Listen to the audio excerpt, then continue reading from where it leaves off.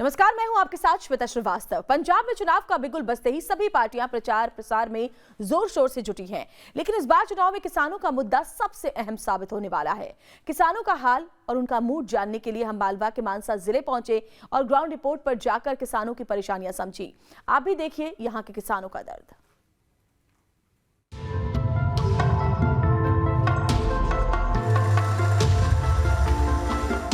खाली पड़ी गलियां, सूने पड़े मकान, सूना आंगन, किसानों की बाट जोहते खेत खलिहान और सिसकती महिलाएं। ये हाल है पंजाब के मालवा के मनसा जिले का, जो कपास की खेती के लिए मशहूर है। लेकिन आज पंजाब के इस गांव में सन्नाटा पसरा है। वजह है कर्ज से दबे किसानों की आत्महत्या। जी हां, पंजाब के किसान गर्मी, सर्दी और बारिश में करीब 1.5 साल तक किसान आंदोलन में ऐसे ही नहीं डटे रहे थे। आने वाले चुनाव से पहले जब हम मालवा इलाके के कोट धर्मो गांव में किसानों की नब्ज टटोलने पहुंचे तो यहाँ की कड़वी हकीकत से हमारा पाला पड़ा, क्योंकि यहाँ एक भी ऐसा घर नहीं है जहाँ परिवार के किसी सदस्य ने आत्महत्या न की हो। कोट धर्मू गांव हम पहुंचे हैं। ये बेल्ट मानी जाती है कॉटन के लिहाज से टॉप की बेल्ट, लेकिन बावजूद इसके किसान क्यों सुसाइड कर रहे हैं, क्यों दिक्कतों में आ रहे हैं किसान, जानने के लिए हम कोट धर्मू गांव पहुंचे हैं मानसा के। और यहां हम आपको बताएं कि अगर 1000 घर हैं तो 250 लोगों में से यानी 250 परिवारों में सुसाइड हो चुका है। यानी लोगों के घरों में एक शख्स की मौत हो चुकी है, और वो भी सिर्फ किसानी कर्जे के कारण। और यही विषय उठाने के लिए और समझने के लिए कि आखिर इतना सुसाइड मास लेवल पर क्यों हो रहा है, बीते 15 सालों से यहाँ पर सुसाइड क्यों बढ़ गया है, हम कोट धर्मू गांव पहुंचे हैं। हाथों में पति और बेटे की तस्वीरें लिए ये हैं सरबजीत कौर और करनैल कौर। दोनों रिश्ते में देवरानी जेठानी हैं। करनैल कौर के बेटे विक्रम सिंह ने 2018 में खुदकुशी कर ली, तो वहीं सरबजीत के पति गुरजंट सिंह ने 2019 में घर के अंदर ही फांसी लगाकर जान दे दी। दोनों पर 2.5 लाख का कर्जा था। किसानों का कर्जा उन पर कैसे कहर बनकर टूट रहा है, यही जानने के लिए हम मानसा पहुंचे थे। और मानसा के इस गांव में देखिए, इस परिवार से मिलिए। ये सरबजीत हैं, ये करनैल कौर हैं। इनके हाथों में जो तस्वीरें हैं वो देखकर आपको दर्द होगा कि ये तस्वीर जो है ये इनके पति की है। वो तस्वीर जो आप दूसरी तस्वीर देख रहे हैं वो उनके बेटे की है। यानी चाचा भतीजा दोनों ही आत्महत्या कर चुके हैं, और दोनों देवरानी जेठानी जो हैं इस वक्त बहुत खराब हालत में ज़िंदगी जी रही हैं। क्या हुआ था, क्यों सुसाइड किया, इन्होंने आत्महत्या क्यों की है? ਉਹ ਵੈਸੇ ਟੈਨਸ਼ਨ ਜਿਹਾ ਲੈ ਜਾਂਦਾ ਸੀ ਬੈਠਾ। ਮੈਂ ਜਵਾਕ ਭੁੱਖੇ ਮਰ ਜਾਣਗੇ, ਨੜਮੇ ਮਰ ਗਏ ਸੀ ਸਾਡੇ। ਹਾਂ ਹੋਇਆ ਨਹੀਂ ਸੀਗਾ। ਝੋਲਾ ਚੱਕ ਕੇ ਮੰਗਦੇ ਸੀ, ਮੰਗਦਾ ਤਾਂ ਮੈਂ ਆਟਾ ਮੰਗ ਕੇ ਲਿਆਉਣਾ, ਮੰਗ ਕੇ ਉਹੀ ਖਾ ਲਾਂਗੇ, ਰੁੱਖੀ ਮਿੱਸੀ ਹੋਈ ਜਾਏ। रोते हुए सरबजीत बताती हैं कि पूरे परिवार की परवरिश का खर्चा उठाने वाले नहीं रहे, और अब तो सारी जमीन भी बिक गई है। इसलिए बच्चों की शिक्षा भी पूरी करवाना भारी पड़ रहा है। गांव के लोगों की मदद से बेटी की शादी कर दी और एक एनजीओ की मदद से घर की छत डल गई, लेकिन सरकार के किसी नुमाइंदे ने कोई मदद नहीं की। बच्चों को पढ़ाई में भी दिक्कत आती होगी। हाँ जवाक ਨੂੰ। कौन कौन सी क्लास में पढ़ते हैं? ਮੁੰਡਾ ਤਾਂ ਮੇਰਾ ਕੋਈ 12ਵੀਂ ਚ ਪੜਦਾ। ਹਾਂ ਤੇ ਕੁੜੀ 12ਵੀਂ ਚ ਸੀ ਪਹਿਲਾਂ, हटाते ऐसे ब्याह ते होना। उम्मीद है कुछ की कुछ होगा अब, क्योंकि खेती में सारी जमीन तो कह रहे हैं आपकी बिक गई। बिक गई सारी, है नहीं सी, हुंदा नहीं सी, आमदन है नहीं सी। चुनावी मौसम आते ही वोट मांगने के लिए यहाँ हर पार्टी के उम्मीदवार आते हैं, किसानों को अच्छे दिन दिखाने का वादा करते हैं, लेकिन चुनाव खत्म होते ही किसानों को अपनी बदहाली पर छोड़ जाते हैं। ये हाल सिर्फ इसी परिवार का ही नहीं है, सुरजीत कौर के घर की भी यही कहानी है। 70 साल की सुरजीत कौर के बेटे रंजीत सिंह पर भी 3 लाख का कर्जा था। 15 एकड़ जमीन थी जो कर्जा चुकाते चुकाते आधी एकड़ से भी कम रह गई, और जब कर्जे का बोझ भारी हो गया तो रंजीत सिंह ने जिस खेत से जिंदगी भर हल चलाया वहीं पेड़ से लटक कर फांसी लगा ली। कर्जा अभी भी माफ नहीं हुआ है? ना होया नहीं, कर्जा नहीं माफ होया। अच्छा, हाँ तो क्या आते हैं वो लोग कर्जा लेने वाले आते हाँ हैं? पुत हुण नहीं आए, वोटां दा करके पहले तो बारी नाल ही आउंदे रहे। ये कहानी किसी एक या दो गांव की नहीं है, बल्कि इलाके के कई गांव की यही दास्तान है। किसान कहते हैं कि आटा दाल मुफ्त में देकर उलझाने वाली सरकारों को अब किसानी मुद्दों का हल निकालना होगा, जिससे पूरे रीजन में हो रही इन आत्महत्याओं को रोका जा सके।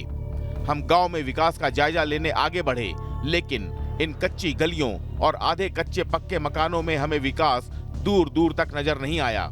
आलम यह है कि यहाँ बुनियादी सुविधाएं जैसे बच्चों की शिक्षा और अस्पताल तक की कमी है। आप बताइए कि किस तरीके से आप लोग क्या सोचते हैं, बीबी जी क्या सोचते हैं, क्या जब नेता आएगा तो क्या कहेंगे? ਸਾਡੇ ਬੱਚਿਆਂ ਦੀ ਪੜ੍ਹਾਈ ਵਾਸਤੇ ਸਾਨੂੰ ਸਕੂਲ ਲੱਗਣੇ ਚਾਹੀਦੇ ਨੇ अच्छा, ਤੇ ਆ ਚਾਹੋ ਕਰਨ ਸਾਰੇ ਉਹ ਕਰਨੇ ਚਾਹੀਦੇ ਨੇ। महिलाओं के इश्यूज क्या हैं गांव में? क्या नौकरियां मिल रही हैं बच्चों को? किस तरीके से क्या? ਬੱਚਿਆਂ ਨੂੰ ਕੋਈ ਨੌਕਰੀ ਨਹੀਂ ਮਿਲ ਰਹੀ। ਅਸੀਂ ਬੱਚਿਆਂ ਨੂੰ ਵਿਦੇਸ਼ ਤੋਰ ਰਹੇ ਹਾਂ, ਆਪ ਤੋਂ ਦੂਰ ਕਰ ਰਹੇ ਹਾਂ। ਬੱਚਿਆਂ ਨੂੰ ਸਕੂਲ ਕਾਲਜ ਖੁੱਲ੍ਹਣੇ ਚਾਹੀਦੇ ਜੀ, ਤੇ ਬਾਕੀ ਆਦੀ ਸਿਹਤ ਵਾਸਤੇ ਵੀ ਸਾਨੂੰ ਹਸਪਤਾਲ ਵੀ ਜ਼ਰੂਰੀ ਹੈਗਾ ਜੀ। ਸਾਡੇ ਹੁਣ ਐਡੀ ਦੂਰ ਜਾਂਦੇ ਆ, ਜਦੋਂ ਕੋਈ ਬਿਮਾਰ ਹੋ ਜਾਂਦਾ ਹੈ ਬਹੁਤ ਔਖਾ ਹੋ ਜਾਂਦਾ ਹੈ। ਉਹਨਾਂ ਦੀਆਂ ਨਾ ਕੋਈ ਮੁਆਵਜ਼ਾ ਦਿੱਤਾ ਜਾਂਦਾ, ਨਾ ਕੋਈ ਵਧੀਆ ਦਵਾਈ ਦਿੱਤੀ ਜਾਂਦੀ ਹੈ ਕੀੜੇ ਮਾਰ ਚੰਗੀ। ਤਾਂ ਜਦੋਂ ਕਿਸਾਨ ਇਹ ਮਿਹਨਤ ਕਰਕੇ ਕੋਟਨ ਬੀਜਦੇ ਆ, ਕਰਜ਼ ਚੱਕ ਕੇ, ਕਰਜ਼ ਕਿਸਾਨਾਂ ਦੇ ਸਿਰ ਬਹੁਤ ਹੋ ਜਾਂਦਾ ਹੈ, ਫਿਰ ਕਿਸਾਨ आत्म हत्या करते हैं। बहुत ज़्यादा आत्म हत्या हो रही है। ये आपके गांव में ही हो रही है या फिर आसपास के गांव में भी इस तरीके से? ये सारी जितनी नरमा बेल्ट एरिया है जी, बहुत खुदकशियां हो रही हैं। हमने गांव के अलावा मालवा शहर का भी जायजा लिया, जहां दीवारों पर लगे पोस्टर चुनावों की सरगर्मियों की गवाही दे रहे हैं। छोटी बड़ी गलियों के बीच बसा ये शहर और यहाँ के लोग इस बार विकास को मुद्दा बता रहे हैं। शिक्षा के लिए अच्छे सरकारी स्कूल व स्वास्थ्य के लिए बढ़िया सरकारी अस्पताल की मांग कर रहे हैं, तो वहीं पिछली सरकार से इनकी नाराजगी भी साफ झलक रही है। मुद्दे ऐसे हैं जी जहां कोई काम नहीं किसी पार्टी ने किया। बेरोजगारी बहुत ज़्यादा है, महंगाई बहुत ज़्यादा है, हर आदमी दुखी है। ਕੋਈ ਇਹ ਤਾਂ ਹੈ ਨਹੀਂ ਵੀ ਕੋਈ ਬੇਰੁਜ਼ਗਾਰੀ ਕਰੀ ਜਾਂਦੇ ਸਾਰੇ। ਸਾਡੇ ਬੱਚੇ ਨੌਕਰੀ ਨਹੀਂ, ਕੋਈ ਬੱਚੇ ਬਾਹਰ ਜਾਈ ਜਾਂਦੇ ਆ, ਕੈਨੇਡਾ ਵਾਗੇ ਉਧਰ ਵਾਗੇ। ਇੱਕ ਇੱਕ ਬੱਚਾ ਜੰਮਿਆ ਸਾਹਮਣੇ ਜੀ, ਉਹ ਵੀ ਬਾਹਰ ਭੱਜਦਾ, ਰੋਟੀ ਕਿੱਥੋਂ ਖਾਵਾਂਗੇ ਅਸੀਂ ਜੀ? ਕੋਈ ਕੰਮ ਨਹੀਂ, ਲੈਣ ਨਹੀਂ ਦੇਣ ਨਹੀਂ ਜੀ, ਕੋਈ ਸਕੂਲ ਨਹੀਂ ਹੈਗਾ, ਕੋਈ ਕਾਲਜ ਨਹੀਂ ਹੈਗਾ। ਵਧਾਈ ਕੋਈ ਕਾਲਜ ਸਕੂਲ ਲੈ ਕੇ ਆਵੇ, ਕੋਈ ਇੰਡਸट्री ਲੈ ਕੇ ਆਵੇ ਬੱਚों के लिए। लेकिन मनसा में शहर और गांव वालों के दर्द को भला राजनीतिक पार्टियां कहां समझने वाली हैं? वो तो हर बार की तरह इस बार भी चुनावी मौसम में बस वादों की झड़ी लगा रहे हैं। इस बार मानसा से किस्मत आजमा रहे तीनों दलों के उम्मीदवारों का ये पहला चुनाव है।